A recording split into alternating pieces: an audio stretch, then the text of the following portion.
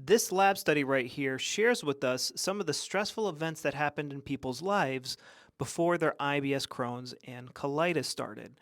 My name's Mike the Healer Gut Guy. I used to have really bad Crohn's and colitis, and I don't have any symptoms anymore. And I've helped many other people do this, and I mainly help people with my 13-day protocol. Now, the first event is a Navy retirement.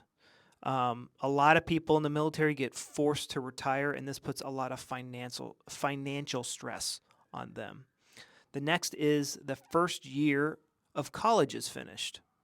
Grandmother's death, boyfriend's death, marriage, a son gets severely burned, a hernia operation, a hysterectomy, followed by a death in the family, a mother's death, a son gets arrested, an unwanted pregnancy, and then the husband leaves. A girlfriend leaves or breaks up with some guy, and a shotgun marriage. It took me a while to find the traumatic event that put my gut into overdrive. And that's usually going to be the case for people where it's been 10, 20 years, they've been having symptoms. But if somebody has only been having symptoms for like 2 or 3 years, it's usually like very clear cut.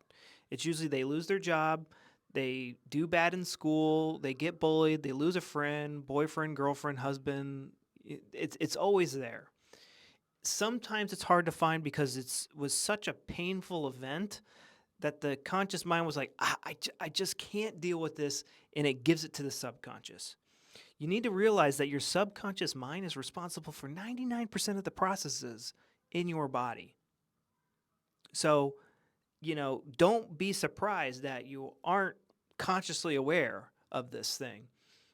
And now when people hear this, a lot of them think that, oh, I can just never be stressed out or angry or fearful ever again, and I got to be a Shaolong monk. No. Stress We're not saying that all stress causes gut disease. Being a stressed out person can make you more vulnerable to a conflict shock. It's a conflict shock. It's a stressful situation that caught us off guard. Now, so I had to think back to childhood events for me. But in high school and college, I had some pretty big breakups with girlfriends, and I remember having really bad flares every time after a breakup. When I started to see that pattern and did all you could to be more emotionally calm about those situations, you know, I don't get horrible symptoms. I don't have to be rushed to the ER every time I go through a breakup. And when you know the consequences of getting overly worked up about something, there's in the back of your mind, there's a foot on the brake to keep you from getting too overwhelmed by it.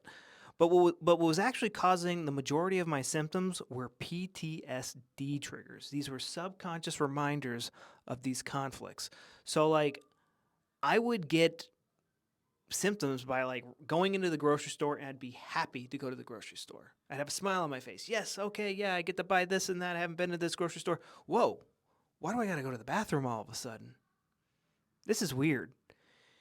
Every time I walked through the candy aisle, I'd have to go to the bathroom because this was a subconscious reminder of when I was a kid, when my mom would take me to the grocery store and I would go to the grocery aisle and I go, I want this, I want that. And she'd go, no, no, no, we're not eating that. You're not eating that crap.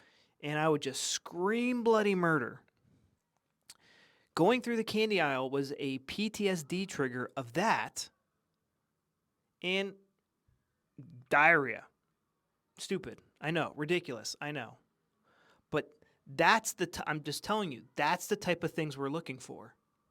Now I can walk through the candy aisle and I wasn't walking through the candy aisle like, oh, I remember my mom. She was such a jerk. I wasn't doing that at all.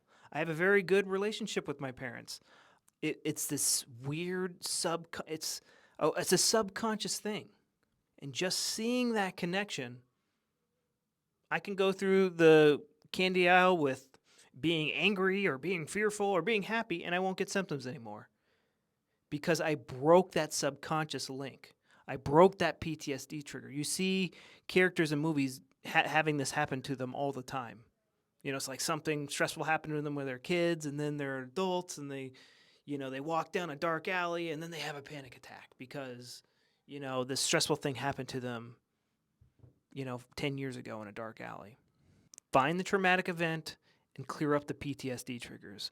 That will fix the majority of your symptoms. And I have a step-by-step 13-day process that I take people through. It's my 13-day protocol, and you can get this on healyourgutguy.com.